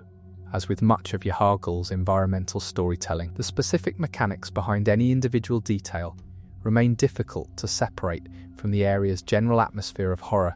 that colours player perception of everything within it. In the area beyond the Yharnam Chapel, specifically near where the player can find certain optional items through careful exploration, there's an anomaly involving a specific gravestone or marker that some players have reported finding, with text that appears different depending on factors not immediately obvious, such as the order in which the player has explored different sections of Yharnam. One possible reading is that this marker includes dynamic text tied to the player's broader exploration patterns within Yharnam, perhaps representing a kind of personalised environmental storytelling element that reflects the player's specific journey through this nightmarish village, though the specific mechanism for how exploration order would affect text on a static object remains unclear. Under this reading, another interpretation suggests this could be players misremembering or misreading text on this marker, with the apparent differences being a result of imperfect recall rather than actual textual variation, particularly given Yharnam's disorienting layout, which could make players uncertain about whether they're recalling the same marker or different markers with similar appearances. Yharnam's labyrinthine design, intentionally created to disorient players, makes the dynamic text reading appealing as a way of explaining apparent inconsistencies, even though the misremembering explanation is arguably more parsimonious, given the area's general tendency to confuse players' sense of specific locations within its winding paths. The Hunter's Nightmares version of the Lumenflower Gardens, beyond what's discussed in relation to its waking world counterpart, contains an anomaly related to specific differences between this nightmare version and the original area, particularly regarding the presence or absence of certain enemy types that appear in one version but not the other in ways not fully explained by the broader differences between waking world and nightmare areas. Players have reported specific enemy placements that seem to break the general pattern of how enemies differ between corresponding waking and nightmare areas, suggesting either exceptions to general patterns or additional layers of variation not commonly discussed. This points toward one possible reading where the hunter's nightmare's relationship to corresponding waking world areas is more complex than simple one-to-one correspondence with modified enemies, with certain areas including unique elements that don't directly mirror their waking world counterparts, representing the nightmare as a space with its own internal logic, rather than purely a distorted reflection. Another reading suggests this could be a result of how the game's enemy placement data was constructed, where exceptions to general patterns simply represent specific design decisions made on a case-by-case basis for individual encounters, without necessarily representing any broader thematic significance, beyond providing varied gameplay experiences across different areas. The Hunter's Nightmare's overall thematic ambiguity, never fully explained in terms of its precise relationship to the waking world, makes the unique internal logic reading fitting with the area's broader mysteries. Even though, as with much of the Hunter's Nightmare's lore, definitive interpretation remains elusive. Within the fishing hamlet, beyond the previously discussed tide-related anomaly, there's an additional point involving the boats and other maritime equipment scattered throughout this area, and details suggesting some of this equipment shows signs of relatively recent use, contrasting with the area's overall sense of abandonment and decay. Players have reported specific boats or equipment that appear less weathered than their surroundings would suggest, details subtle enough that they require attention to notice given the area's generally chaotic visual design, with numerous enemies demanding immediate attention. This suggests one possible reading where these less weathered elements represent evidence of recent activity within the fishing hamlet, perhaps suggesting some inhabitants or visitors arrived relatively recently, before whatever event led to the area's current state, adding a layer of temporal complexity to an area whose history is otherwise presented as ancient and remote. Another interpretation suggests this could simply be standard variation in weathering textures applied to similar objects throughout the area, where not every instance of a given object type receives identical weathering for visual variety, without this variation representing any specific narrative significance regarding relative recency. The fishing hamlet's connection to the broader Old Hunters expansion,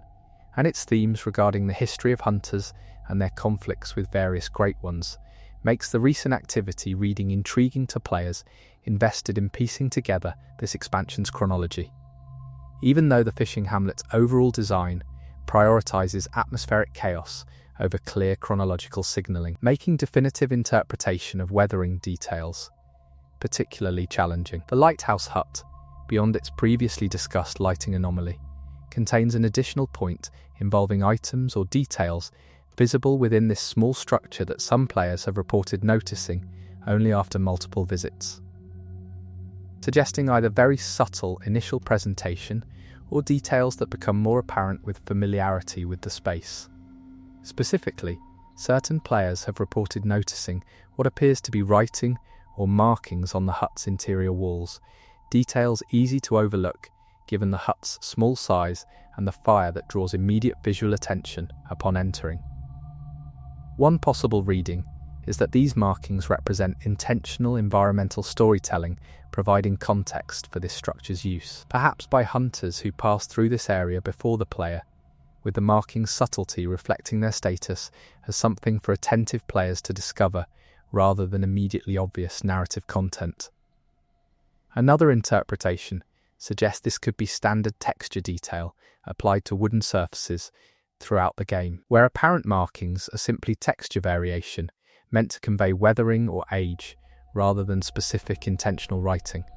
with players' tendency to seek meaning in ambiguous visual details, leading to interpretations of writing where none was specifically intended. The lighthouse hut's role as one of the first structures players encounter in the Hunter's Nightmare, often visited briefly before moving on to more pressing concerns, means details within this small space receive relatively little attention compared to the area's broader, more immediately impactful elements like the Hunter's Nightmare's oppressive atmosphere and challenging early enemies. Chapter 10. In the depths of Lauren, beyond the previously discussed Silverbeast anomaly, there's an additional point involving the architecture visible throughout this hidden area and its relationship to the architecture seen in Ailing Loran, the more commonly explored counterpart area. Players have reported specific architectural elements present in the hidden Loran area that don't have clear counterparts in Ailing Loran, despite both areas presumably representing the same broader location from different perspectives or time periods. This suggests one possible reading where these two versions of Lauren represent more significantly different time periods than commonly assumed, with the hidden Lauren area perhaps representing an earlier, more intact version of this civilization's structures, while Ailing Lauren represents a later, more decayed state, with the architectural differences reflecting this temporal gap rather than simply different viewing angles of the same structures. Another interpretation suggests this could be a result of these areas being designed somewhat independently, with developers creating distinct architectural assets for each area without necessarily ensuring perfect consistency between them, given that the relationship between these two Loran areas isn't explicitly detailed in any documented lore text. Lauren's overall status as one of Bloodborne's most mysterious regions, with relatively little explicit lore compared to areas more central to the main story, makes the temporal gap reading appealing to players seeking to construct a coherent history for this civilization, even though, as with much Lauren-related speculation, the lack of explicit textual support means this remains firmly in the realm of interpretation.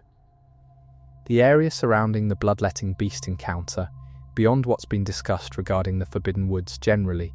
contains an anomaly involving specific environmental details visible from the arena during this fight, particularly regarding structures or formations visible in the background that some players have reported noticing only during specific moments of the encounter, such as when the boss performs certain attacks that involve significant camera movement. These background details, glimpsed briefly during otherwise intense combat, have been described by some players as including shapes or formations not clearly identifiable, but seeming distinct from the swamp's general vegetation and architecture. One possible reading is that these background elements represent additional environmental storytelling visible only during specific camera angles triggered by the boss's attacks, with these details perhaps hinting at other locations or events within the broader Forbidden Woods that the player doesn't directly explore, rewarding players who notice these brief glimpses with additional context for this area's broader scope. Another interpretation suggests this could simply be standard background, scenery that's always present but only becomes noticeable during these specific camera angles due to how the encounter's camera work happens too, frame elements that are otherwise obscured by closer foreground elements. During normal exploration, without representing any specific additional content beyond standard environmental dressing, the bloodletting beast encounter's intensity means most players are entirely focused on survival rather than background observation, making this anomaly among the more obscure entries given how counterintuitive it would be to prioritize scenery appreciation during this particular fight. Within the area accessible after defeating the Witches of Hemwick,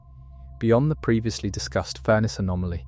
there's an additional point involving the path leading toward Iosefka's clinic from this direction, and specific environmental details along this path that some players have reported differing depending on whether the player has interacted with certain NPCs prior to taking this route. Specifically, certain background elements, such as the presence or absence of specific items or environmental details along this path, have been reported as varying in ways that seem to correlate with broader NPC interaction patterns, similar to anomalies discussed in relation to other areas. This points toward one possible reading where this connecting path includes environmental details tied to the same kind of hidden NPC interaction tracking discussed in relation to the Healing Church Workshop anomaly from earlier, representing a broader pattern within the game where connecting areas between major locations include subtle environmental responses to player progress through NPC questlines. Another reading suggests this could be coincidental, with any apparent correlation being a result of how NPC questline progress and exploration order naturally tend to correlate during typical playthroughs. Without this connecting path, specifically including any environmental response system beyond standard static environmental design, this path status as a connector between more significant areas means it receives relatively little dedicated attention from players or the broader community, making any anomalies here particularly obscure even relative to other entries on this list that involve more prominent locations. The Cainhurst Castle's throne room, beyond the previously discussed lighting anomaly, contains an additional point involving Queen Anomalies herself, and details visible regarding her appearance that some players have reported noticing only through specific means, such as using photo mode or other tools that allow closer inspection than standard gameplay typically permits. These details involve subtle aspects of her design, such as specific patterns or markings, that aren't clearly visible during normal interactions but become apparent under closer inspection. One possible reading is that these details represent additional character design work that goes beyond what's necessary for standard gameplay visibility, reflecting a general commitment to character detail throughout the game, regardless of how closely most players will actually observe any given character, with Annalise's design including details that reward close inspection with additional visual information about her nature or history. Another interpretation suggests this could simply be standard texture resolution, providing more detail than necessary for typical viewing distances, with these discoveries being less about hidden intentional content and more about modern display technology and tools allowing inspection at resolutions beyond what the original development considered as the primary viewing experience. Annalise's significance as one of the game's more mysterious and narratively complex characters makes any additional visual detail particularly interesting to players focused on her storyline. Even though, as with much of her character's presentation, explicit confirmation of any specific symbolic meaning behind particular design details remains unavailable. In the area known for the Living Failures encounter, beyond the previously discussed egg enemy anomaly, there's an additional point involving the broader chamber where this fight takes place, and details visible on its walls or ceiling that some players have reported noticing primarily during the fight's aftermath, when the area becomes accessible for more leisurely exploration following the boss's defeat. These details involve markings or formations that some players have described as resembling faces or figures, though these interpretations are necessarily subjective given the abstract nature of the shapes involved.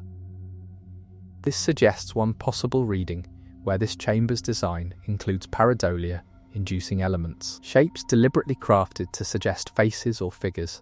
without being explicitly such, reinforcing the unsettling, almost organic horror aesthetic